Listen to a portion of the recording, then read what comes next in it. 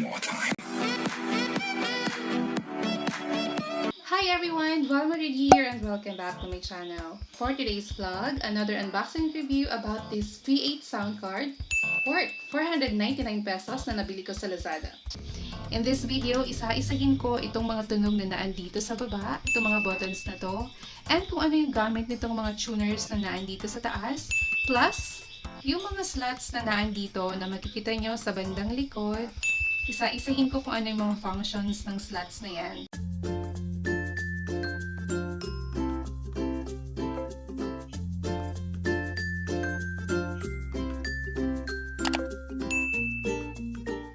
Ano nga ba itong V8 Live Sound Card?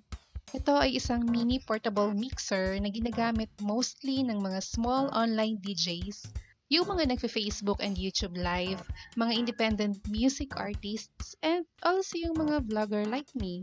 Actually, pwede rin ito pang video, okay? Later, malalaman mo kung bakit. Tingnan natin kung worth it nga ba ang 499 na binayaran natin sa V8 sound card na to.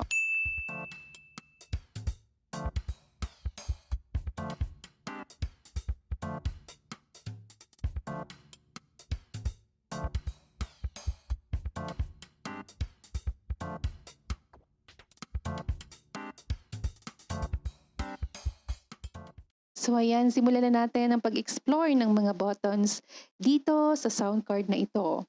Yung black buttons na nakikita nyo is yan yung mga sound effects. Isa-isahin natin yung tunog nila. Cheer. So itong pangalawa, embarrass.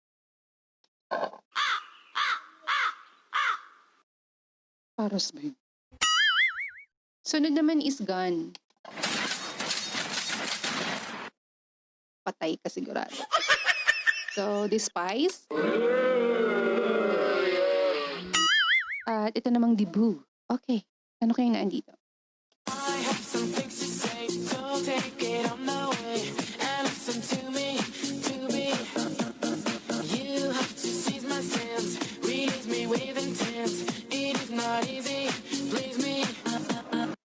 Okay, yun palang debut. Ito namang kiss.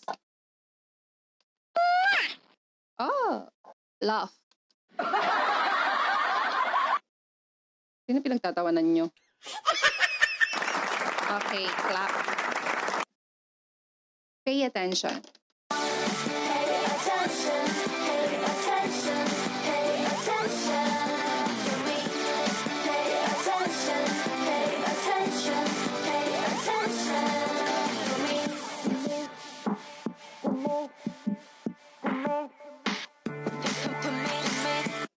Okay. Malanding kiss pala to. So, ito namang song 1. Oops! The sound effects here are copyrighted. Okay, and song 2. Need more time.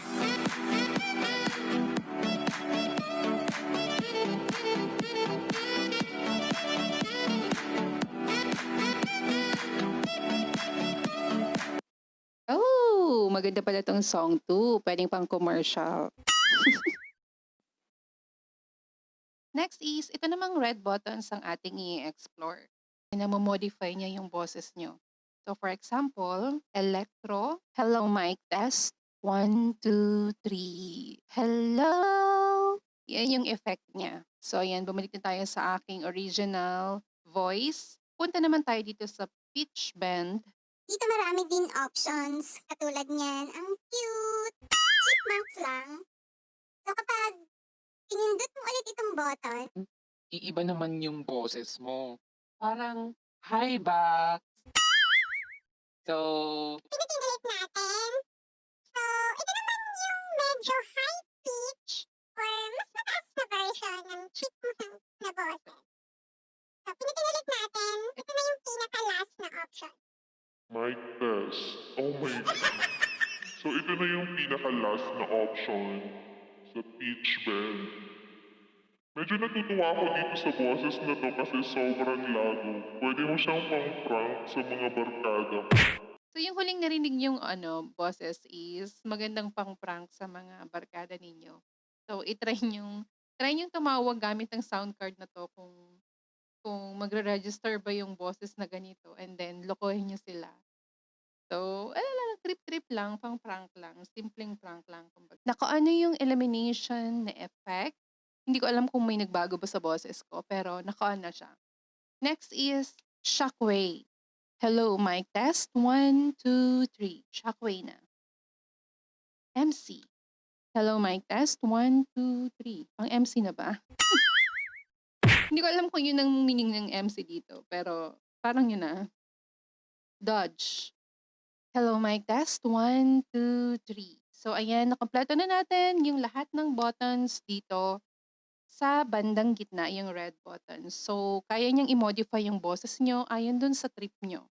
So, dito naman tayo sa tuners sa taas. Meron siyang 5 tuners actually. Merong treble, bass, record, music, and monitor. Unahin muna natin tong treble and bass. So, pwede nyo siyang timplahin yung boses mo ayon dun sa gusto mo. So, ako hindi ako masyadong marunong mag-mix ng boses. Pero ang ginagawa ko na lang pantay pareho upward. Naka 12 o'clock siya. Yan, ganyan. Paano recording? Dito naman yung tune mo kung gusto mong hihina or lalakas yung pag-record mo. And dito sa music, kung meron kang naka-insert na accompany instrument, eto yung tuner or yung volume. Kung gusto mong hinaan or lakasan, depende sa boses nyo, lalo na kung kumakanta kayo. And dito naman sa last tuner, which is yung monitor, ito yung pangkalahatang volume sa lahat. So, punta naman tayo dito sa dalawang malaking tuner sa taas.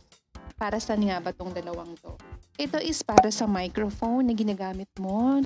So, dito naman, ito yung pinaka-main feature ng V8 sound card dahil dito sa echo na to. So, mapapansin nyo magta-transform ang inyong boses sa parang video microphone. Ayan. So, kung gusto mo masyadong malakas ng inyong echo, yan, itimplahin nyo lang ayon din sa gusto nyo. So, ayan, kung gusto nyo magkaroon ng mini video karaoke sa inyong bahay nang walang effort, pwede nyo itong gamitin. Dito, isa-isahin naman natin ang functions ng lahat ng ports na nakikita ninyo. So first, meron tayong live ports. Itong dalawang ports na to is for recording. Pwede kayo mag-connect ng mobile phone, ng laptop, or even a desktop computer. Next port is for background music. Dito naman i-connect ang mga accompany instrument like guitar or piano.